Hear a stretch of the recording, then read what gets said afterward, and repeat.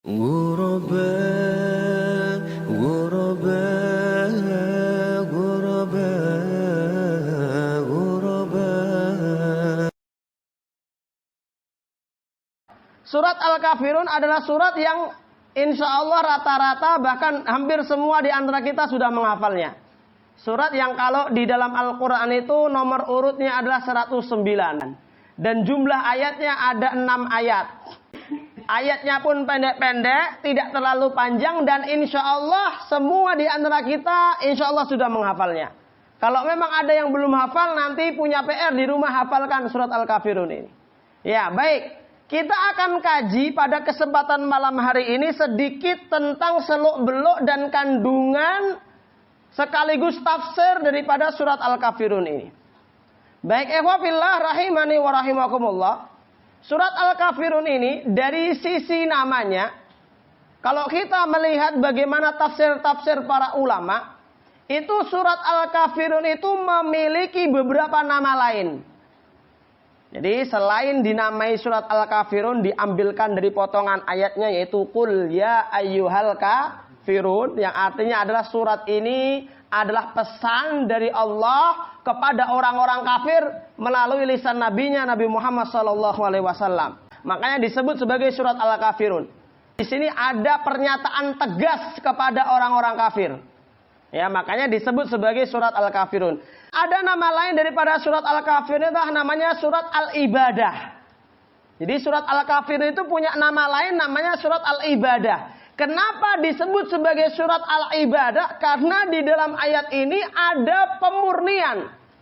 Ada bentuk ketegasan seorang mukmin dalam urusan ibadahnya. Makanya disebut sebagai surat Al-Ibadah. Daripada kalimat la a'budu ma ta'budun. Kami sekali-kali tidak akan pernah beribadah kepada apa yang kalian ibadahi. Jelas. Kemudian nama lain daripada surat Al-Kafirun ini adalah surat Ad-Din. Ada beberapa mufassirin menyebutkan nama lain daripada surat Al-Kafirun adalah surat Ad-Din.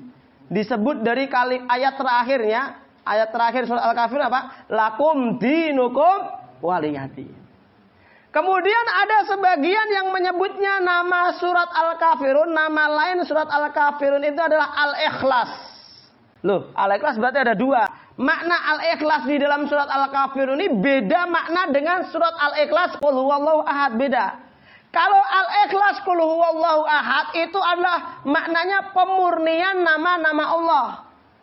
Karena orang-orang musyrik, orang-orang Quraisy, orang-orang Nasrani, mereka meyakini Allah itu punya anak, maka dimurnikan. Lam yalid walam yulad, qul huwallahu ahad, Allahus samad, lam yalid walam yulad walam yakul lahu kufuwan ahad. Jadi Al-Ikhlas dalam surat qul huwallahu ahad itu maknanya adalah pemurnian nama-nama dan sifat-sifat Allah. Namun Al-Ikhlas pada Al-Kafirun, Qul ya ayyuhal kafirun, kenapa dinamai juga dengan Al-Ikhlas? Karena di dalam ayat ini, di dalam surat ini terdapat pemurnian dalam urusan akidah dan ibadah. Jadi beda sisinya di situ, ya. Kalau dalam surat Al-Ikhlas, dalam surat Qul huwallahu ahad disebut sebagai Al-Ikhlas karena di situ pemurniannya dalam urusan nama-nama dan sifat Allah. Namun dalam surat Al-Kafirun ini, Qul ya ayyuhal kafirun ini, kenapa kok nama lainnya juga surat Al-Ikhlas? Sama berarti. Kenapa? Sebabnya karena dalam surat Al-Kafirun itu juga terdapat pemurnian. Namun pemurniannya apa? Beda. Pemurnian di dalam surat Al-Kafirun adalah pemurnian kepada Allah dalam urusan akidah dan ibadah. Ini ya, kita harus paham ya, sedikit sakofah ya, nama-nama lain daripada surat Al-Kafirun. Taib, ikhwafillah rahimani wa rahimakumullah.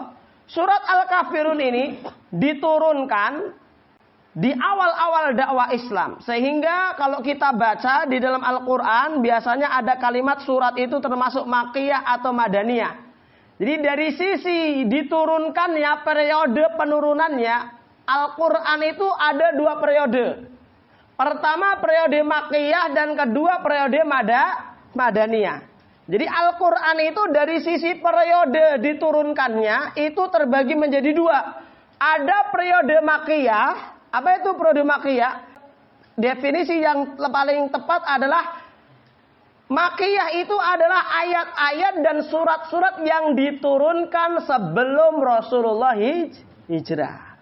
Jadi seluruh ayat-ayat yang turun sebelum Rasulullah hijrah itu namanya surat-surat ayat-ayat Makkiyah.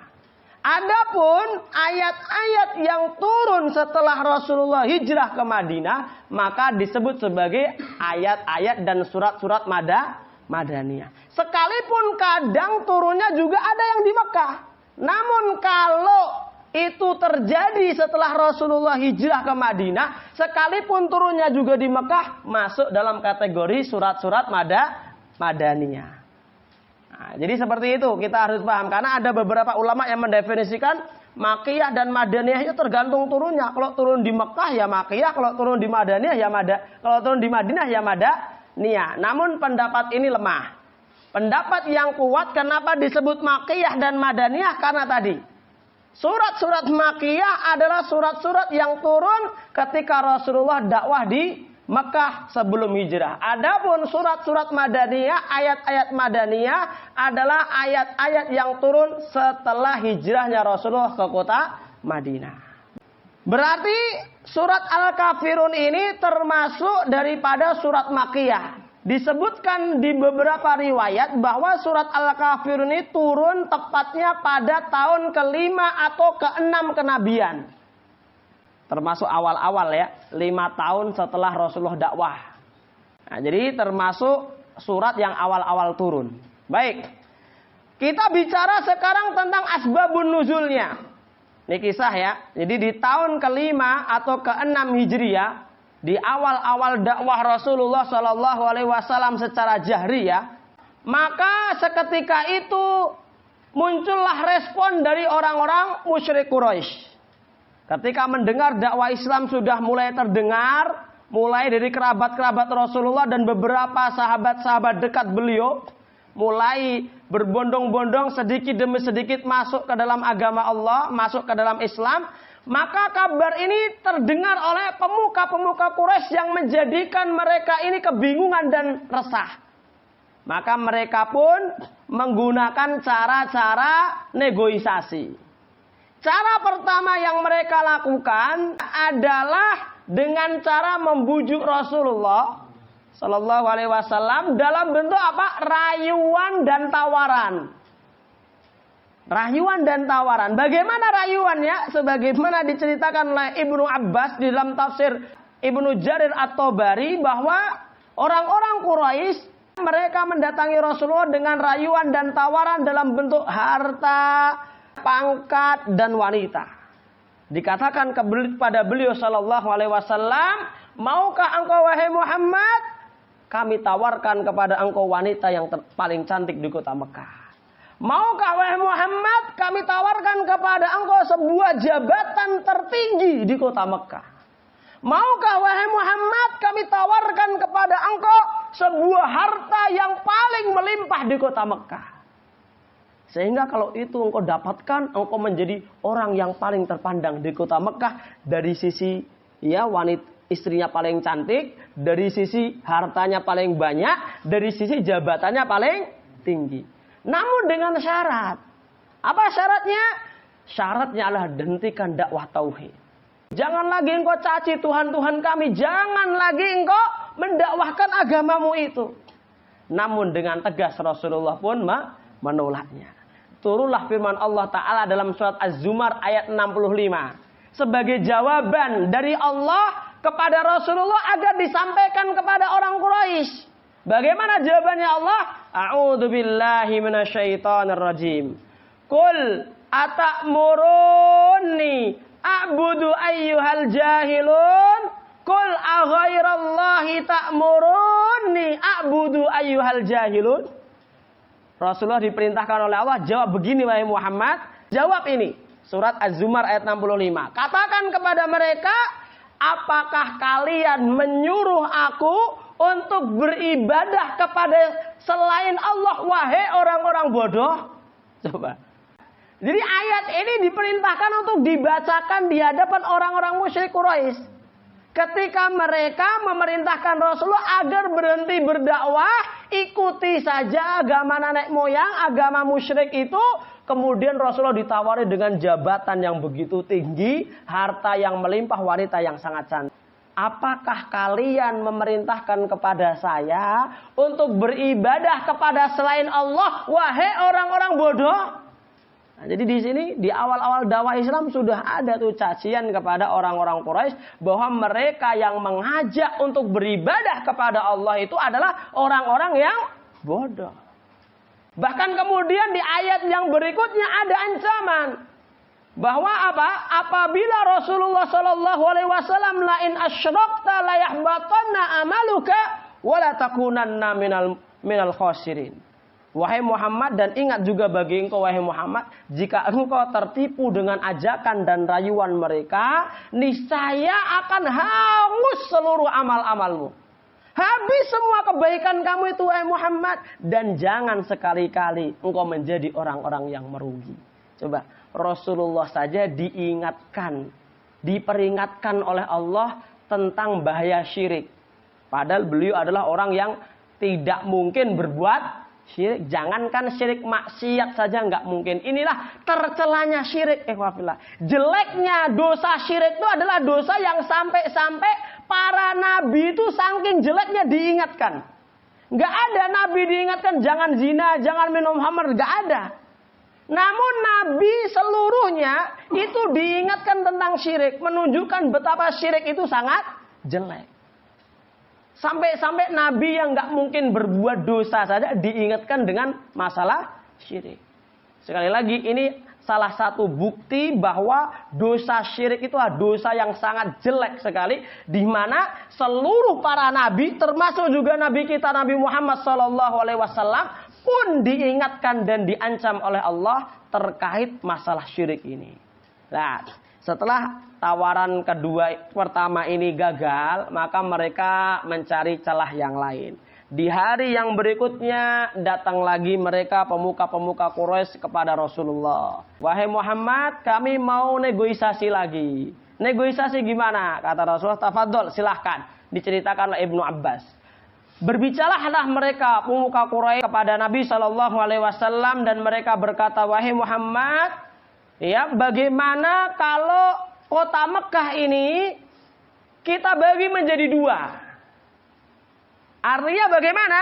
Dalam riwayat Ibnu Abbas dikatakan 1 tahun kami beribadah kepada Allah, 1 tahun kalian beribadah kepada berhala.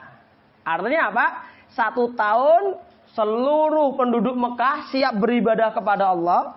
Kemudian 1 tahun setelahnya seluruh penduduk Mekah termasuk engkau dan para pengikutmu juga harus beribadah kepada berhala. Kemudian turunlah surat Al-Kafirun ini. Dalam riwayat lain, dalam tafsir Ibnu Katsir misalkan diceritakan bahwa ketika orang-orang Quraisy gagal merayu dan membujuk Rasulullah dengan tawaran, ya mereka datang kembali dengan mengatakan, memberikan tawaran yang lebih indah lagi. Bagaimana tawarannya? Mereka berkata, wahai Muhammad, bagaimanakah kalau kami memberikan tawaran kepada engkau, di mana yauman ta'budunal asnam wa yauman na'budullahu wahdah. Kata mereka, bagaimanakah kalau misalkan kita semua nih penduduk Mekah bikin kesepakatan, sehari kita beribadah semuanya kepada berhala, termasuk engkau dan para pengikutmu, baru hari depannya kita semua beribadah kepada Allah, tinggalkan berhala semuanya. Bagaimana wahai Muhammad? Rasulullah seketika itu menjawab, lah, nggak bisa yang begitu. Kemudian mereka merubah tawarannya. Bagaimana kalau begini? 1 hari beribadah yauman ya'budunal asnam wa usbu'an na'budullaha wahdah. Bagaimana kalau sehari saja kita beribadah kepada berhala termasuk engkau dan pengikutmu, setelah itu 1 pekan full kita beribadah hanya kepada Allah, kita tinggalkan berhala semuanya. Bagaimana jawaban Rasulullah? Tetap nggak bisa. Dirubah lagi tawarannya. Bagaimana yauman na'budunal asnam wa yauman wa syahron na'budullaha ta'ala. Bagaimana kalau 1 hari beribadah kepada berhala, 1 bulan full beribadah kepada Allah saja? Tetap nggak bisa, wahai Quraisy, kata Rasulullah. Dirubah lagi, nego lagi. 1 hari beribadah kepada berhala, 1 tahun beribadah kepada Allah Ta'ala. Full. Tetap nggak bisa, wahai Quraisy. Tawaran terakhir. 1 hari, wahai Muhammad, beribadah kepada berhala selama-lamanya. Seluruh ahlu Mekah akan beribadah kepada Allah Ta'ala.